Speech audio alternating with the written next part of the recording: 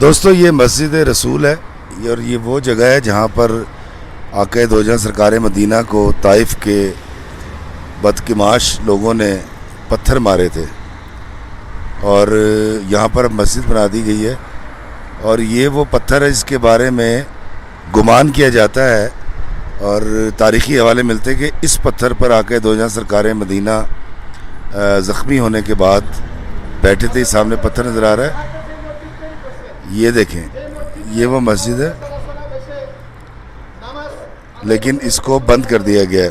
طائف کی وادی المسنا یا المتنا، جہاں میرے آقا کریم صلی اللہ علیہ وآلہ وسلم کو پتھر مار مار کر زخمی کر دیا گیا تھا۔ آپ کو دکھائیں گے وہ جگہ جہاں پر یہ واقعہ ہوا تھا۔ آپ وہ پہاڑی بھی دیکھیں گے جن پہاڑوں کے بارے میں جبرائیل علیہ السلام نے آ کر کہا تھا کہ اے میرے آقا، اگر آپ حکم دیں تو میں ان پہاڑوں کو آپس میں ملا کر آپ پر ظلم کرنے والوں کو پیس کر رکھ دوں۔ اس ویڈیو میں آپ سن سکیں گے آقا کریم صلی اللہ علیہ وآلہ وسلم کی وہ دعا جو طائف کے واقعہ کے بعد آپ نے روتے ہوئے اللہ سے مانگی تھی، جسے دعائے مستغفین کہتے ہیں۔ اس باغ کی زیارت بھی آپ کر سکیں گے جہاں کے انگور آپ نے کھائے تھے۔ مکہ سے 86 کلومیٹر کے فاصلے پر ایک شہر ہے جس کا نام طائف ہے۔ طائف بھی مکہ کی طرح پہاڑی علاقہ ہے، مگر طائف کی پہاڑیاں مکہ کے مقابلے میں زیادہ خطرناک اور راستے نہایت پیچیدہ ہیں۔ طائف کی اس وادی سے گزر کر راستہ دائی حلیمہ کے گاؤں کو جاتا ہے۔ دائی حلیمہ کا وہ تاریخی گاؤں بھی آپ کو دکھائیں گے جہاں میرے آقا کا بچپن گزرا تھا، مگر اس وقت چلتے ہیں طائف کی وادی میں اور دکھاتے ہیں آپ کو وہ جگہ جہاں عتبہ بن ربیعہ کے حکم پر طائف کے بدقماش بد نصیب مرد اور بچوں نے آپ صلی اللہ علیہ وآلہ وسلم پر پتھر برسائے تھے۔ السلام علیکم میرے عزیزوں قارب، میرے عزیزوں، میں افتخار عفی بابرکت سعودی عرب کے پیارے شہر طائف سے۔ طائف کا یہ علاقہ جہاں پر آقا دو جہاں سرکار مدینہ تشریف لائے اسلام کی دعوت دینے کے لیے۔ اس سے پہلے نبی پاک صلی اللہ علیہ وآلہ وسلم 10 سال تک اہل مکہ کو اسلام کی دعوت دیتے رہے لیکن ان کے کانوں پر جوں تک نہیں رینگی۔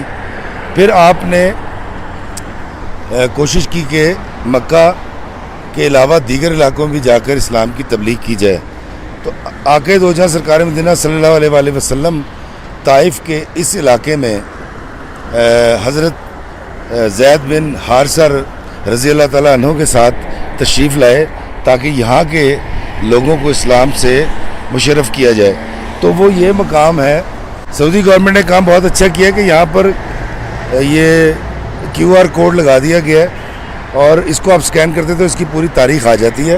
میں آپ کو دکھاتا ہوں یہ مسجد جس کو بند کر دیا گیا ہے، اور بند بھی ایسے کیا ہے کہ میں آپ کو اگر نوٹ کریں، یہ دیکھیں، یہ ویلڈنگ کر دی، یہ ویلڈنگ ہو گئی اور یہ ویلڈنگ ہے، یہ ویلڈنگ ہے، یہ ویلڈنگ ہے، اس کو ویلڈ کر دیا گیا۔ اب آپ اس کے اندر نہیں جا سکتے، لیکن یہ وہ مقام ہے جس کے بارے میں کہا جاتا ہے کہ آقا دو جہاں سرکار مدینہ کو طائف کے لوگوں نے یہاں پر پتھر مارے تھے اور آقا دو جہاں سرکار مدینہ اس حد تک زخمی ہوئے تھے کہ آپ کی نالین مبارک تک خون میں بھیگ گئی تھیں۔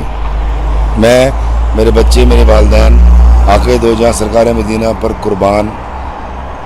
تو مسجد تو اندر سے نہیں دکھا سکوں گا میں آپ کو، لیکن میں طائف کا سفر کر کے مکہ سے اسی گھر سے آیا تھا کہ میں آپ کو دکھاؤں۔ اس سے آگے دیکھتے ہیں، اس کے آگے بھی ایک بورڈ لگا ہوا ہے، اس پہ بھی پڑھتے ہیں کہ اس بورڈ پر کیا لکھا ہوا ہے۔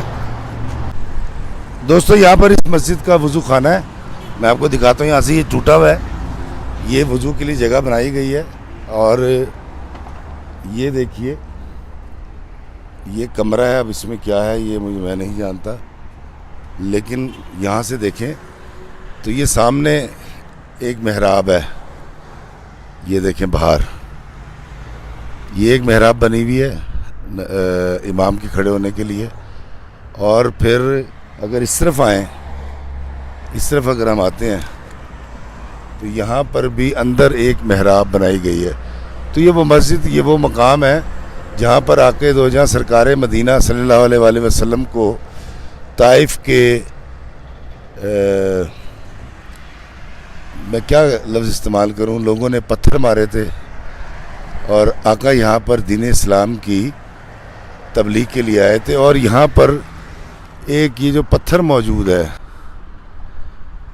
اس پتھر کے بارے میں کہا جاتا ہے کہ آقا دو جہاں سرکار مدینہ زخمی ہونے کے بعد پہلے اس پتھر پر بیٹھ گئے تھے کہ آپ سے کھڑا نہیں ہوا جا رہا تھا.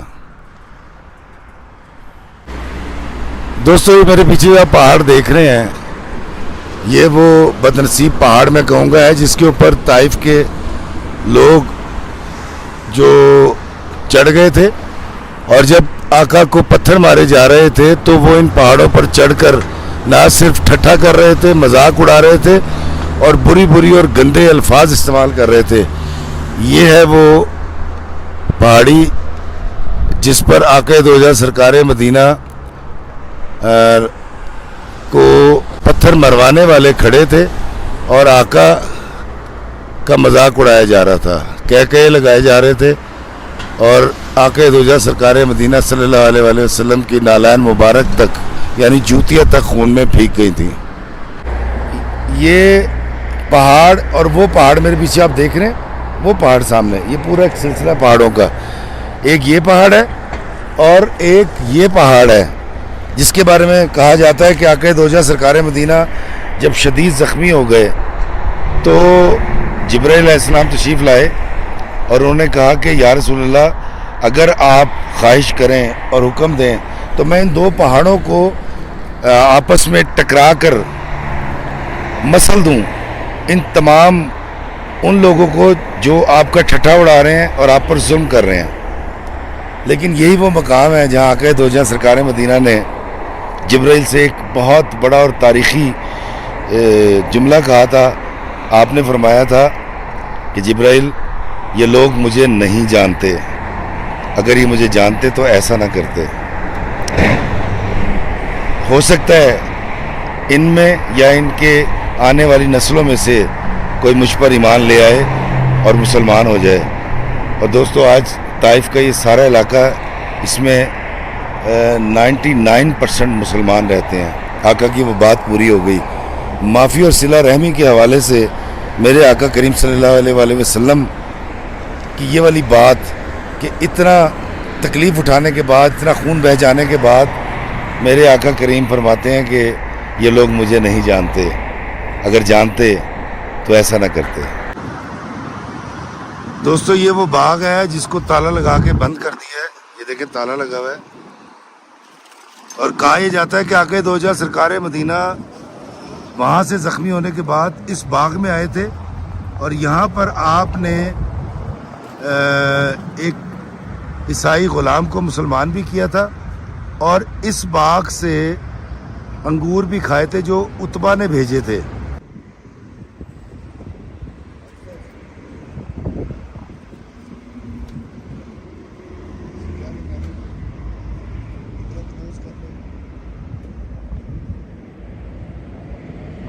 اداس نامی ایک عیسائی غلام عتبہ کے حکم پر انگور لے کر اس باغ میں سرکار دو عالم صلی اللہ علیہ وآلہ وسلم کے پاس آیا اور عتبہ بن ربیعہ کا پیغام دیا کہ یہ انگور کھائیں اور یہاں سے چلے جائیں، یہاں کوئی ان کی بات نہیں سنے گا اور نہ ہی کوئی ایمان لانے والا ہے. رسول اللہ صلی اللہ علیہ وآلہ وسلم نے وہ انگور کھائے اور اداس نامی عیسائی غلام سے گفتگو فرمائی تو وہ غلام آپ کے حسن سلوک سے مسلمان ہو گیا. عتبہ کا دعویٰ غلط ثابت ہوا اور رسول اللہ صلی اللہ علیہ وآلہ وسلم کے دل کو قرار ملا کہ چلو کوئی تو مسلمان ہوا. بعد میں وقت کی گردش دیکھیے کہ یہی گھمنڈی عتبہ بن ربیعہ جنگ بدر میں قتل ہوا تھا. میں طائف سے نکل آیا، دائی حلیمہ کے گاؤں کی طرف رواں دواں تھا اور میری آنکھوں سے آنسو رواں تھے. میرے آقا صلی اللہ علیہ وآلہ وسلم کی قربانیاں مجھے یاد آ رہی تھیں اور کانوں میں آپ کی مانگی ہوئی وہ دعا گونج رہی تھی جو آپ نے طائف میں زخمی ہونے کے بعد اللہ سے مانگی تھی. اے اللہ، میں تجھ سے اپنی بے بسی کا شکوہ کرتا ہوں، یہ مجھے رسوا کرنا چاہتے ہیں، اس کا شکوہ بھی تجھ ہی سے کرتا ہوں. اے سارے مہربانوں سے زیادہ مہربان، اے میرے پروردگار، تو مجھے کن کے حوالے کر رہا ہے جو مجھ سے دور ہیں اور مجھ سے منہ چڑھا کے بات کرتے ہیں؟ اے اللہ، اگر تو مجھ سے ناراض نہیں اور اگر مجھ پر تیرا عتاب نہیں تو مجھے کسی کی پرواہ نہیں۔ خدا بندہ، تیری عافیت کا دامن بہت وسیع ہے۔ اے اللہ، میں پناہ مانگتا ہوں اس سے کہ مجھ پر تیرا غضب پڑے یا عتاب نازل ہو۔ تجھی کو منانا ہے اور اس وقت تک منانا ہے کہ جب تک تو راضی نہ ہو جائے۔ گاڑی فراٹے بھرتی ہوئی دائی حلیمہ کے گاؤں کی طرف جا رہی تھی اور میں من ہی من شرمندہ ہو رہا تھا کہ رسول اللہ صلی اللہ علیہ وآلہ وسلم نے جن کو معاف فرمایا تھا وہ مسلمان نہیں تھے، ظلم پر آمادہ تھے اور کافر تھے، مگر میں اپنے رشتہ داروں، محلے داروں، دوستوں، احباب کو معاف کرنے کو تیار نہیں، جو کافر بھی نہیں ہیں اور مجھ پر ظلم بھی نہیں ڈھاتے۔ اللہ مجھے سنت رسول اللہ پر عمل کرتے ہوئے اللہ کے بندوں کو معاف کرنے کی اور نیک سلوک کرنے کی توفیق عطا فرمائے تاکہ میرا اللہ مجھ سے راضی ہو۔ اللہ ہمیں آسانیاں عطا فرمائے اور آسانیاں تقسیم کرنے کا شرف عطا فرمائے۔ آمین۔ السلام علیکم ورحمۃ اللہ وبرکاتہ۔